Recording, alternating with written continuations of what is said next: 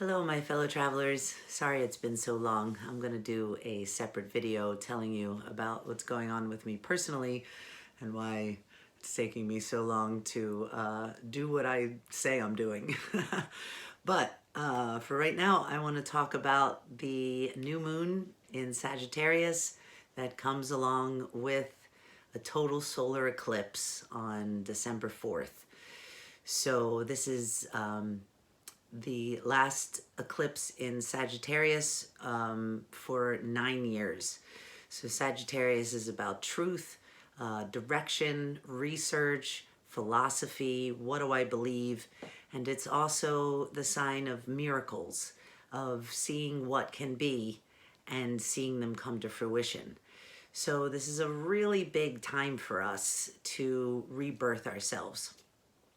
It's been the theme for about 6 months, I'd say, but this is the real culmination here. This is where astrologically, in my opinion, and many others, we are starting a new year. 2022 energy is beginning to come for us on Saturday, December 4th. So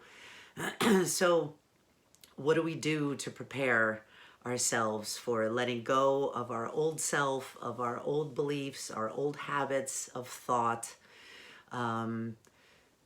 shedding the old way that we've done things that is outmoded and not really promoting our growth, and how do we usher in the new us and what is to come. Eclipse energy lasts for 6 months. So this is really the beginning. So Happy New Year to all of you, and blessings on birthing your new self.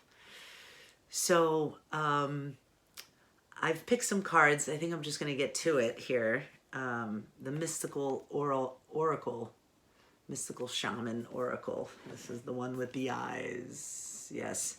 Because I thought, well, let's look through to see what's coming down the pike. What kind of energy do we need for this rebirthing? And our first card is Upper World, Angels, and Divine Guidance. What we would call miracles. I mean, you know, it's only miracles to us because we go, oh, wow, we've never seen such a thing. We've never seen such spontaneous healing. We've never seen or felt such light, but it's just how it is. Well, it matches the background, doesn't it? We have a cool owl here, wings, the sky looks a lot like how it is today, a little snowy. So this card is about angels, divine helpers, the ancient ones, and all varieties of luminous beings populate the upper world. It is the place where you go to retrieve your destiny and find out who you will become, discover your great potentials and undreamt of possibilities. It is also the place where the spirits of the dead arrive when they complete their journey to the light. So the upper world is calling you to step into your fully realized self. Clear distractions so that you can move into a higher destiny. Do not fall to the temptation to craft a slightly more improved version of yourself. When you perceive a problem or an obstacle, what you perceive as a problem or an obstacle is in fact the irritation you need to take the great leap. Remember, you cannot cross the Grand Canyon in 2 small steps. Now this one came in reverse, so we read the medicine. Ask your divine helpers for guidance. If the oracle has already spoken to you, do not ask for more guidance. Take what has been offered. Now you must deal with the lethargy and idleness. While support for a new destiny is not yet in place, a new destination is available to you if you act now. So 2 things there. One, do not fall into the temptation to craft a slightly more improved version of yourself. I'm listening to a lot of spiritual teachers, and I will also do some translations from them.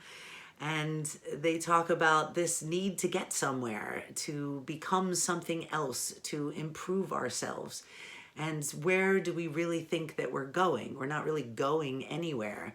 We either are or we aren't what we perceive or want to be. So in that vein, if you've already asked for things to come and you've put actions in place, then this is the time to really just let it come to fruition. Let it evolve. While if we're always looking for it and still going, is it there yet? Is it coming? It's like watching water boil. It feels longer to us, and it's kind of like asking because you're doubting, right? So instead, just know that you've asked, know that you've done what you can do in order to facilitate new you, and allow it to come in. Take this time as sort of a respite from your natural daily routine and do something a little bit different. And the message for specifically the total solar eclipse is the blade. It's so perfect. Pow!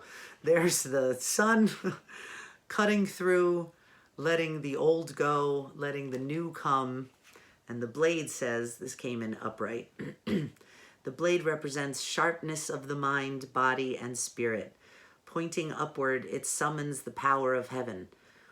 When aimed down to the ground, it anchors the power of the heavens on earth. The blade can be a healing tool or a weapon. Wield it wisely and it will transmit power, bestow initiations, cut energetic cords from the past, or sever toxic relationships. Use it with anger and it will slash, stab, and kill. So the invitation is you are invited to draw your blade and use it. It is now not auspicious to hesitate, to waste time in idle talk, or to hide from the inevitable. Heaven and earth are aligned to support you in claiming your power, so take decisive action. Overcome your fear of hurting others, unsheath the blade, and use it wisely.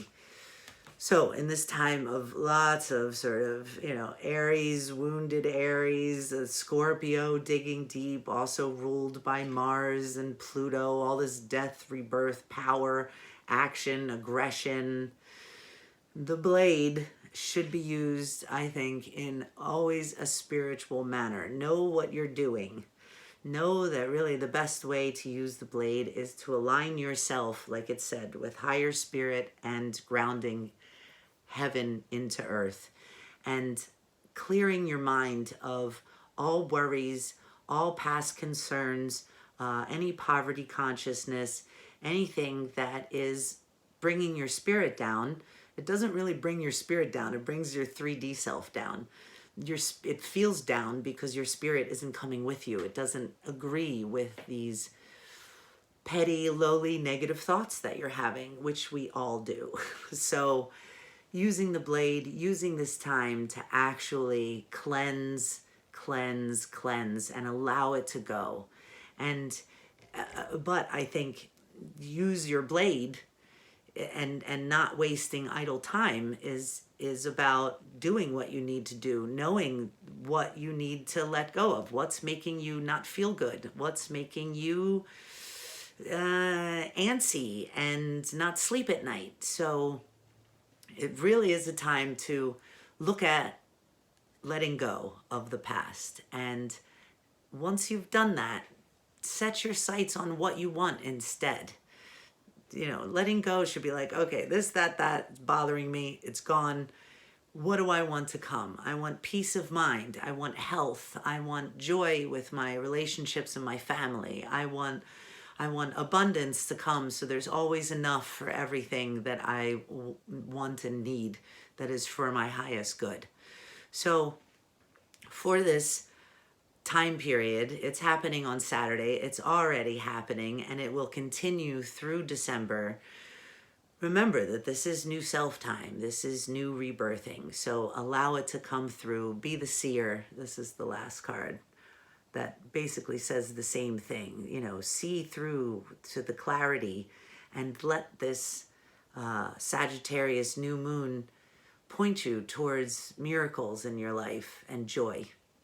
So thank you for watching. Thank you for listening, subscribing, liking, sharing, And check me out at spirittherapy.nyc if you would like an astrology reading, or which is always incorporated with spirit therapy, helping you to birth your new self.